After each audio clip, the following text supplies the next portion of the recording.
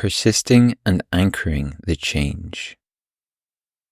By continuously accepting your body or yourself as a whole individual being, preferably at least once a day, you direct your focus on reconciliation and unconditional love instead of self-doubt and scarcity. Brain research has confirmed that regular repetition of certain behaviours creates new nerve connections in our brains, even in adulthood. This means that we never stop learning and can acquire new skills regardless of age.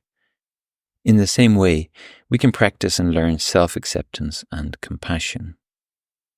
Over the centuries, various concepts of human nature have been established, from people as intrinsically good beings to selfish villains, all of which have shaped us to a greater or lesser extent.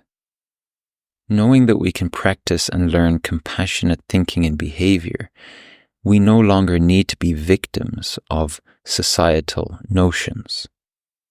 Ultimately, it is in our power what worldview we choose to accept as adults. We can decide what to focus on.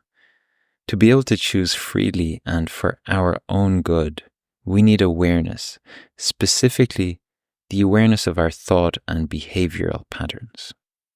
Thousands of years ago, ancient yogis developed a simple practice for this, svadhyaya, or introspection, reading oneself in Sanskrit.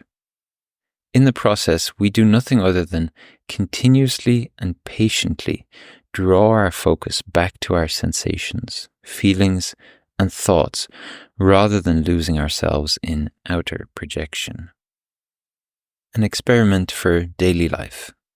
The next time you find yourself upset about someone or something, admit to yourself that you are holding someone else responsible for your bad mood or unpleasant situation. Instead of continuing to blame the outside world, bring your focus back and ask yourself, what lies behind the accusation? What feelings can be found behind the anger, the irritation, the disgust? Then explore further by questioning the projection. Where do I demand too much of myself or put myself under pressure due to comparison with others? What shoulds and musts make me feel trapped in a situation? Be honest with yourself and focus on the answers that make you feel spacious and calm.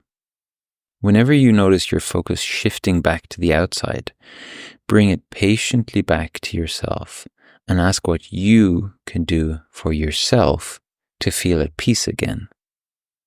In this way, you consciously move out of the victim role and tap into your creativity and power.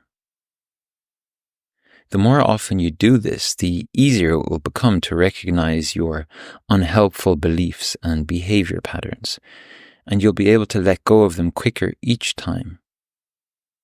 Observe yourself and be sincere with yourself.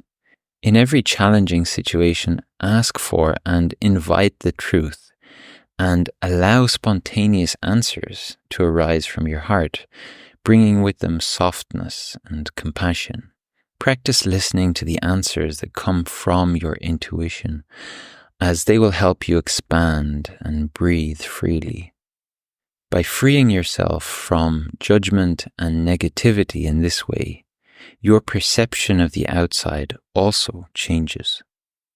When you focus on spaciousness and compassion, you will perceive your fellow human beings and your environment as a mirror of your individual wholeness. You realize that you are free and, at the same time, connected to all that is. Thus you unify the supposed contradiction of connection versus freedom into a complementary whole that transcends ego, duality, and divisive thinking.